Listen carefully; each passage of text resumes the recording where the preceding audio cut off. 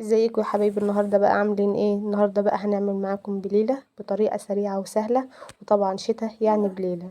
هنعمل بقى النهارده البليله ديت. انا معايا نص كيلو من البليله، معاه تقريبا ليله كامله. زي ما حضراتكم شايفين كده الحبايه بتكون نفشت معايا عشان ايه تستوي على طول. المهم معايا هنا شويه ميه، هضيف بعد كده البليله ليها واسيبها ايه تغلي شويه في قلب الميه ديت. البليله مش بتحتاج اي افتكاسات ولا اي حاجه، هي طريقتها سهله وسريعه. هنا بقى معايا البليله بتكون غلت، مش هضيف اللبن خالص غير لما ايه، لما احس انها خدت تقريبا نص سوا، علشان يعني إيه تكون خدت في الميه حبتين كده 3، وبعد كده هضيف ليها اللبن، وبعد كده هضيف المكونات بتاعتها. هنا بقى معايا تقريبا كيلو من اللبن.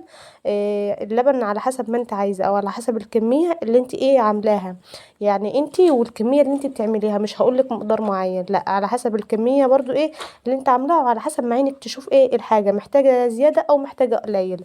المهم انا بجيب معايا كمان كيس كريم شانتيه، باخد منه معلقتين، وباخد 3 معالق النشا، وبدوبهم في 3 معالق لبن او 4 على حسب يعني ما انت عايزه، وبقلب الخليط ده كله مع بعض. والسكر بقى يا حبيبتي مش هقولك حطيه دلوقتي او حطيه ايه لما البليله تستوي، لا، السكر على حسب ما انت عايزه. في ناس بتحب الحاجه مسكره، وفي ناس بتحب الحاجه يعني ايه لا سكرها عالي قوي ولا قليل قوي، يعني السكر ده على حسب ايه رغبتك انت. كنت خلاص حطيت النشا وحطيت معلقتين من الكريم شانتيه. بصراحه النشا بتديها قوام كويس قوي، والكريم شانتيه ده بيدي طعم للمهلبية حلو كده. وبيكون يعني الخلطة دي بتخليها الصوص بتاعها كريمي، مش يعني مش خفيفة كده ورهيفة، لا بتخليها كريمي كده زي اللي بتشتري من بره بالظبط.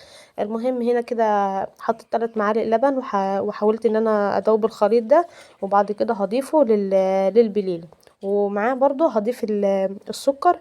والسكر طبعا على حسب ايه رغبتك، إيه مش هقولك ياما مش هقولك شوية، زي ما انت عايزه. وهنا بقى كانت البليله بسم الله ما شاء الله، كنت عايزه يعني الريحه كانت بسم الله ما شاء الله، كانت حلوه قوي. هنا بقى كنت بحط السكر، وبعد كده هضيف على طول الخليط اللي انا عملته معاكم اللي هو النشا والكريم ايه شانتيه.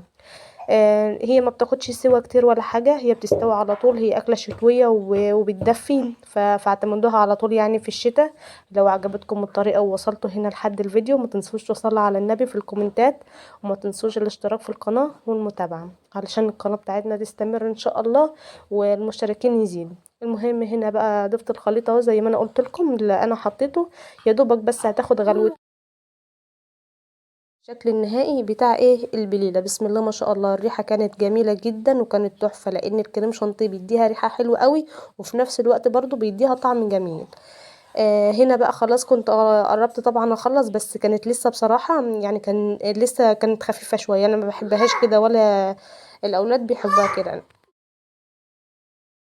هنا بقى زي ما انا قلت لكم كده كانت محتاجه غلوتين 3، معلش انا فصلت الفيديو ورجعت تاني لان بصراحه بنوته صغيره كانت بتعيط وكده. المهم هنكمل اللي احنا كنا بنعمله. هنعمل ايه بقى؟ هنسيب البليله دي تغلي غلوتين 3، بحيث النشا تكون خلاص بقى يعني خدت في اللبن وخدت مع البليله وكده، الخليط بقى يكون تقيل. بصوا اهي زي ما انتم شايفين كده الخليط بسم الله ما شاء الله بقى قوامها كريمي معايا كده وبقت تقيله.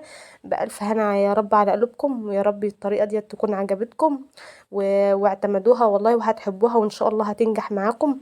ما تنسوش الاشتراك في القناة عشان يوصل لكم كل جديد، ما تنسوش برضو تصلوا على النبي.